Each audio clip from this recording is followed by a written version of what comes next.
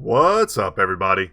Brett here, back today playing some more Total War Warhammer 2. It's going to be another quick battle played by me up against Hannibal. It's going to be a grudging. Anytime I got to take out the dwarves, I feel bad.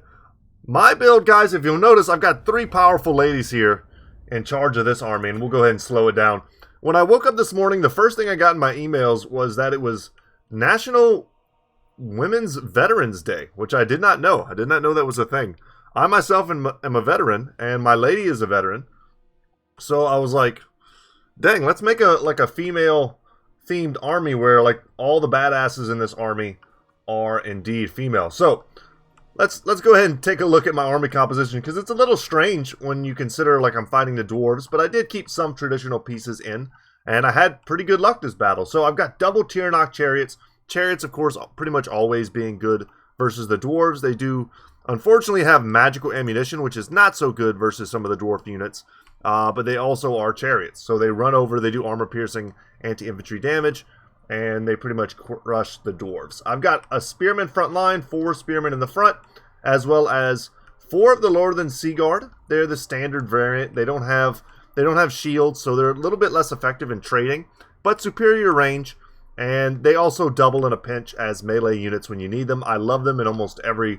You almost can't go wrong. In every matchup, if you bring Northern Sea Guard, you're not going to be disappointed that you have them. I've also got... Let's see, what are the other standard kind of variants I have? And I have one group of the War Lions. They are pretty amazing. Armor-piercing anti-infantry. And if you can get them into the back line of the dwarves, they can cause some serious havoc, which is what I'm going to be trying to do in this battle. So the centerpiece unit, the biggest centerpiece unit for my army, is definitely going to be the Everqueen's Court Guards. The Sisters of Avalorn, they are incredibly powerful. They have a passive ability, the Banner of Avalorn, which gives you improved power recharge rate. No, wait, that's not. Wait. Is that what they give? Yeah, they do give that. But I thought they had something else. They also have an encouragement aura, which most units, of course, don't have if you're not a hero type unit. However... Yeah, they do. That's crazy. I felt like they had a different ability. But no, that's it. Okay, interesting. Sorry guys, I was a little bit confused. I know they're badasses. They of course have magical and flaming damage, which isn't the best versus the dwarves, considering the dwarves are resistant to magical damage. But they also are incredible armor piercers, and as well as just being really good in melee. 47 melee attack, 60 melee defense. They'll beat down some dwarves. I've got the Handmaiden of the Everqueen here in the center. Really, when I see dwarves and I see artillery, I think to myself, I need to rush. I need to get in there. That's why I'm the one taking the impetus to move. My Handmaiden is completely stripped down. She's here just as part of kind of a leadership corps. She can do range damage. She can fight in melee if I need a little help. Anti-large, not going to be relevant versus the dwarves. But I just like her. That's honestly, she's a cool combat lady, and I thought she'd be sweet in this build. I've got a mage on a chariot. I think this is a pretty easily overlooked option whenever you're fighting against the dwarves. I honestly could have gone I don't know, does the princess have a chariot? I think she does, but I wanted the griffin. This whole build was a lot of just like, I want these things. So she has 2 spells and 2 abilities that I decided to take on her. I have Melkoth's Mystifying Miasma, mostly to lower speed, prevent perhaps slayers from catching up to certain things, and then the Penumbral Pendulum, which is going to be the real damage dealer. The Book of Hoeth and the Starwood Staff are just used to boost her recharge rates and her Winds of Magic, whereas the Princess up on the Griffin is going to be taking a little bit of damage, but I'm going to be using an ability here in just a second. My opponent went a pretty like Thunderer heavy build. We've got 4 Thunderers here, which is a lot of focus fire ability. So I want to stay out of range of all 4 of them at once, that's for sure. But she has her Volley of High Arrows, which is really good versus the dwarves. They like to be in boxy formations. They like to stand still, and this does armor-piercing damage and has pretty incredible range. I didn't need to get this close. I got a little bit too close. A little bit of poor micro on my part. But I got a little bit too close. But it's going to be hard to get, anywhere against the dwarves where you're not taking some damage when they've got triple Bolt Thrower, an Engineer shooting at me, quadruple Thunderers. The lore choice is going to be a Rune Lord with all of his runes, so lots of good defensive runes. I'm going to choose to shoot my Volley of High Arrows here at the Thunderers, and you can see that just decimates them. 10, I think that was about 10 dead in one shot, which is pretty sick. And now the Ever-Queen's Court Guards are going to be opening up. My opponent's front line is all Dwarf Warriors. I like that. They trade very well with Spearmen. And just some Slayers out on the flanks, some Miners to protect the other flanks. Not a bad build at all. Ruby Ring on the Master Engineer, which I didn't see, as well as these Gyrocopters with Brimstone guns. I'm going to get a nice Pendulum here, going to hit 2 units. So that's going to be pretty big damage. I have to worry about the Thunderer Focus Fire for the rest of the game, really. And with double Brimstone guns, my Chariots aren't going to be that safe to skirmish like I was hoping they would be. Honestly wasn't expecting that, but that's a really powerful option there. And I was expecting these Slayers to move out any second now, but they didn't. So I hit them with a Melkoths. I'm going to be shooting them in the sides with my Lothern Sea Guard, and then I'm just going to be picking my targets. My Spearmen have engaged in the front lines. Favorable trades. Handmaiden of the Everqueen is going to be helping to push through these Dwarf Warriors, and we're going to get through them nice and fast. So for the moment I was content to shoot, but when I saw how little damage I was doing with the Tyrannok Chariots to the Gyrocopters, I decided, you know what, it's time to get spicy. It's time to go into melee. I didn't have enough melee units in the form of Spearmen to completely cover the front line, so I just sent the Mage in on the side while my Princess, who is a ranged unit, is just going to sit here and shoot Slayers. I'm very content to do that. My opponent wasting his bomb drops on my Tyrannok Chariots and my War Lions. Those shots, though, were devastating. They didn't take out any models, but they chunked the HP down.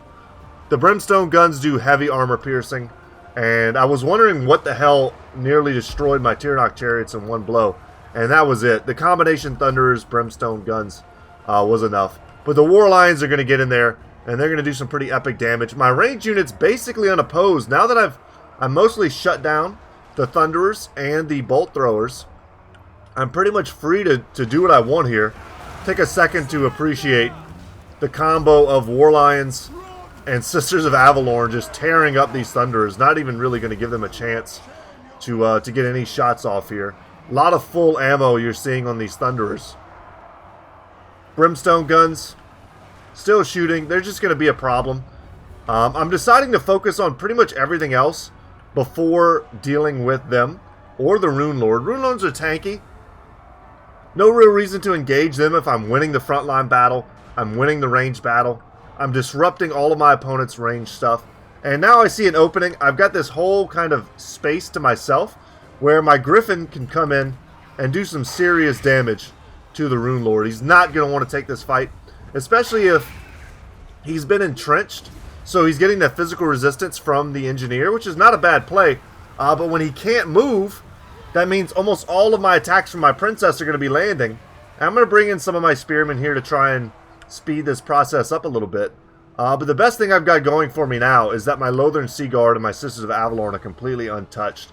A bit of a wasted DPS on the Miners, but they were nearly full health. I saw an opportunity to take a unit that was in great shape and just put them in the trash can. So I took that real quick. But we're undoubtedly going to be switching our focus fire. Yeah, there we go.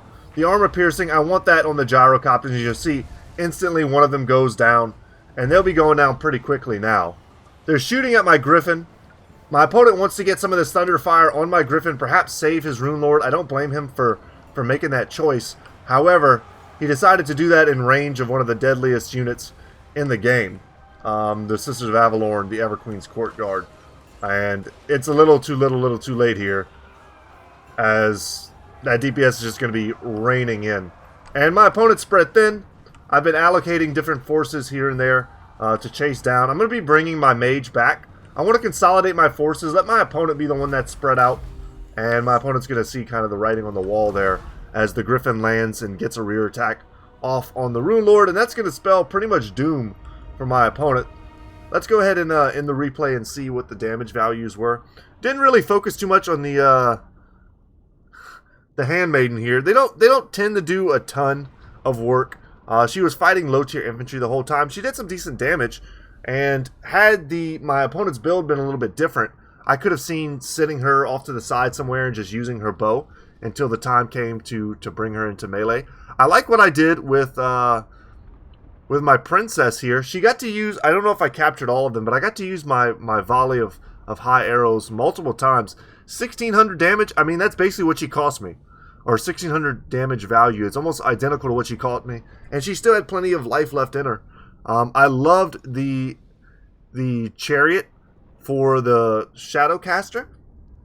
She was able to be proficient both in melee as well as my spellcaster. I still had tons of Winds of Magic. I was casting Melkoths off cooldown randomly here and there to routing Dwarf Warriors and making it easier to chase them down. I used it on the Slayers, who were so busy protecting the flanks. Unfortunately for them, they never made it into combat. My Spearmen traded kind of poorly against Dwarf Warriors, as you would expect them to, but evenly, but poorly. There were no large targets here, so Spearmen kind of miss out on some of their value for the High Elves.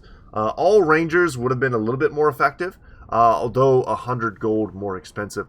The Lothar and Seaguard, I really like them. And the Sisters of Avalorn, yeah, big damage, almost paid for themselves, and they weren't even out of ammo, and the battle wasn't even, I mean, they hadn't even gone into melee yet. In melee, they probably beat like 2 Dwarf Warriors 1v1. They probably handle Slayers pretty well, too. Like, I love this unit. They're just a heavy investment. If my opponent at the beginning of the battle decided to train the Grudge Thrower and both the Bolt Throwers, I don't know if I thought these were all 3 Bolt Throwers, but one Grudge Thrower, 2 Bolt Throwers onto the Everqueen's Courtyard, he would have gotten huge value in killing their models and basically making it so that a lot of my ammo couldn't be all that useful. And there was definitely a point in this battle where I decided to just throw in the Tyrannok Chariot, shut down the Thunderers, close out the backfield. But man, that brutal focus fire from the Gyrocopters. Let's see, they generated some decent value, and they still had plenty of value left to generate. But my opponent's build is a little unorthodox. You don't see a lot of engineers nowadays. You don't see a lot of Rune Lords with full kits taken. I feel like that's a little bit of overkill. I don't hate the Bolt Throwers because they outrange normal kind of high elf archers, but I would say that in this matchup, my build is very unorthodox. You'll see tons of chariots. You'll see lots of white lions. That's kind of the go-to. They're essentially shielded and heavy armor piercing. They would have wrecked this front line, but you know, with them I would not have been able to go as wide as I did. You also see Swordmasters, 1 or 2 of those. I don't usually like to bring them because I find that they are such a magnet for focus fire from any type of dwarven artillery. But guys, that's going to be it for me today. Happy Women's Veterans Day. These 3 ladies stomped the yard and kicked the butts of all these bearded groundlings. It was a fun one. Thank you to Hannibal for being an excellent opponent. But yeah, that's it for me today, guys. Thanks so much for watching. And as always, I'll see you in the next one. Take care, y'all.